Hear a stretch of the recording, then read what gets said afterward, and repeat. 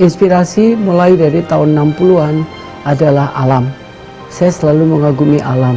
Misalkan di bawah laut, Anda bisa melihat ikan, kerang, koral, apa saja sampai ke pantai, tebing, tanaman, sampai kepada imajiner. Imajinasi yang sepertinya tidak ada, misalkan sesuatu yang abstrak ya, yang itu semua juga inspirasi.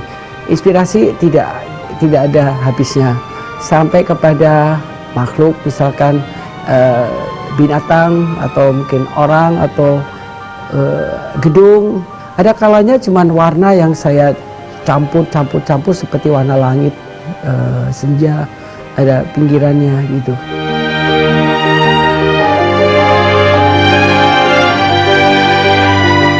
Nomor satu adalah detail yang begitu kecil dan cara pembuatannya yang rumit, yang pelik, yang tidak mungkin dilakukan oleh mesin. Semua penyelesaiannya juga buatan tangan, semua halus. Karena adibusana pada prinsipnya adalah sesuatu yang puncak dari segala macam busana. Atau lebih dari 90% kain-kainnya adalah buatan kami sendiri, kepompong sutra yang dipintal tangan sendiri, ditenun sendiri, dikerjakan sendiri. Memang ciri khas saya di situ.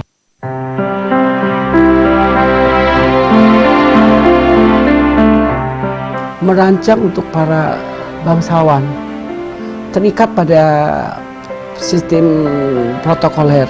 Misalkan dia harus datang ke satu acara jamuan makan malam resmi atau acara-acara resmi lainnya, acara-acara keagamaan, di mana saya harus mematuhi sistem protokol. Itu adalah satu keunikan yang luar biasa. Karena mulai kecil saya memang mengagumi acara-acara semacam itu. Misalkan Putri Kecantikan, Ratu Kecantikan, apa itu Miss World, Miss Indonesia. Utamanya prioritas saya adalah menampilkan perempuannya, pakaian dengan perempuan dan alam di sekitarnya menyatu menjadi satu keseluruhan, tidak bisa terpisah, sehingga merupakan satu estetika yang utuh.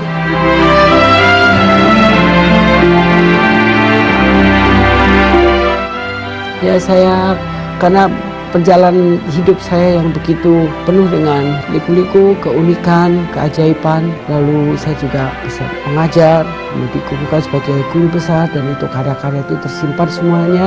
Saya minta kembali dari kalangan bangsawan, dari kalangan selebriti, dari kalangan orang-orang yang terkenal. Saya balik akhirnya dijadikan museum, sama dengan benda-benda yang langka, yang unik yang saya kumpulkan mulai dulu sampai sekarang, yang langka didapatkan di mana-mana, saya simpan menjadi satu dalam penataan yang unik. Lalu di situ tempat buku-buku yang antik-antik, yang kuno dan yang langka yang tidak ditemukan di toko buku ada di rumah kami. Kemudian di sini di Jakarta sendiri, dan ada museum lagi yang sekarang sudah siap untuk diresmikan. Terdiri dari 24 bangunan yang menggantung di atas tebing dengan lantai yang terbuat dari kaca transparan, jadi Anda seperti melayang di atas laut, di atas tebing, di atas laut 420 meter menghadap ke Samudra India yang begitu agung.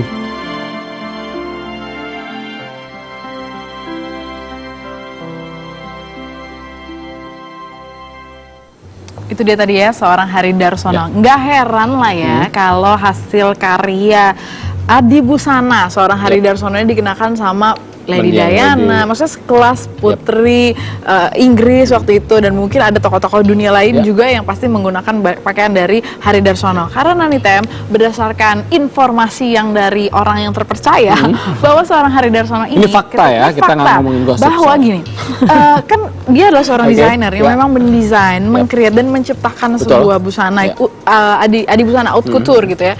Ini kalau misalnya gini, kalau misalnya dia membuat baju dengan ada nuansa tenunnya dan sebagainya. Saya pesan baju misalnya, dia bukan cuma yang ke ini, saya beli kain tenun segala macam terus dijahit, enggak, tapi dia menciptakan sendiri, dia membuat kainnya sendiri, dia merangkai, mendesain motifnya seperti apa dan sebagainya, baru dibuat menjadi sebuah karya busana. Wow, itu dia real designer ya. Real designer, makanya dia punya posisi tersendiri untuk di kalangan dunia fashion, dan akhirnya berhasil menempatkan namanya Hari Darsono menjadi top designer Indonesia, bahkan untuk mancanegara. Keren ya. Oke, good people, kami masih